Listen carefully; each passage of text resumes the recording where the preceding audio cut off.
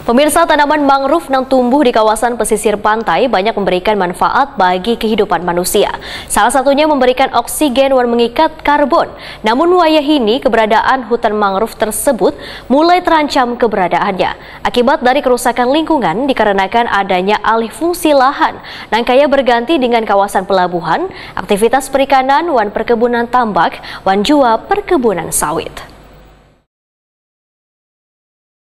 Tanaman mangrove yang tumbuh di kawasan pesisir pantai banyak memberikan manfaat bagi kehidupan manusia, salah satunya memberikan oksigen dan mengikat karbon. Selain itu, tanaman mangrove ini menjaga pesisir pantai supaya kada abrasi. Di wilayah Kalimantan Selatan, hutan tanaman mangrove terdapat di 5 kabupaten yaitu Kabupaten Kota Baru, Tanah Bumbu, Tanah Laut, Kabupaten Banjar, dan Kabupaten Barito Kuala.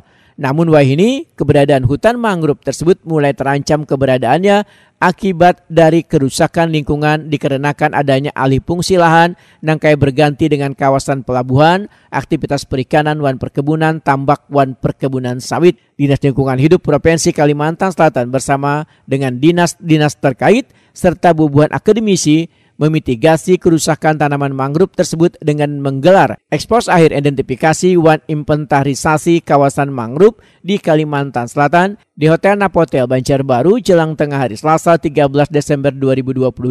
Kabid Pengendalian Pencemaran wan Kerusakan Lingkungan Hidup DLH Kalimantan Selatan Emi Aryani Wahetakuni memadahkan potensi tanaman mangrove di Kalimantan Selatan sangat besar baik dari segi ekonomi maupun untuk penyerapan karbon, namun pengelolaannya yang salah sehingga diperlukan kajian. Atau upaya untuk restorasi mangrove itu gagal.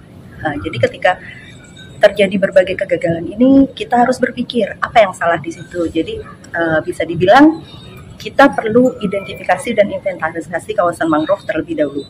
Kemudian nanti kita akan melanjutkan kajian ini ke kajian lebih lanjut sehingga kita bisa mengetahui metode apa untuk restorasi mangrove yang terbaik, kawasan mana saja yang bisa digunakan. Jadi kita zonasi penggunaan kawasan mangrove itu untuk apa saja, apakah untuk kawasan ekowisata atau untuk kawasan lindung, itu kita petakan di kajian selanjutnya, bahkan kapan menanam dan jenis tanaman apa, mangrove apa yang ditanam, itu perlu kita kaji lebih lanjut tujuannya supaya restorasi lahan mangrove ini bisa berjalan dengan tepat. Jadi tidak sia-sia upaya dari pemerintah daerah maupun stakeholder lainnya.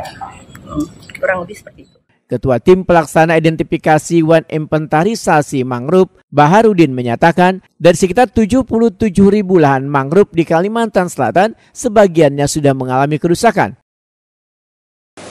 Ada sekitar 43,93 yang masih bagus, kemudian yang sekitar 48,5% itu sudah ada aktivitas perambahan, terutama untuk perikanan, kemudian pelabuhan, kemudian perkebunan, permukiman, industri.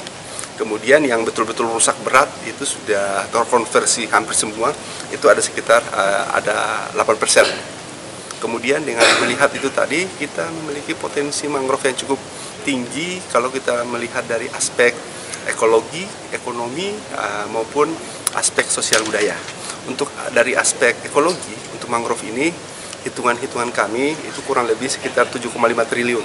Artinya nilai langsung yang kita bisa peroleh daripada manfaat mangrove tersebut.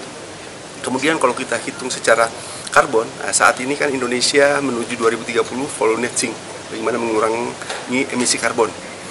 Dari potensi mangrove ini kita memiliki, kalau kita hitung-hitungan duitnya itu dengan pasar bebas kurang lebih sekitar 5,9 triliun. Tanaman mangrove ini biasanya tumbuh pada tanah aluvial di daerah pantai wan sekitar muara sungai, tapi tumbuh pula pada pantai karang atau daratan terumbu karang yang berpasir tipis atau pada pantai berlumpur.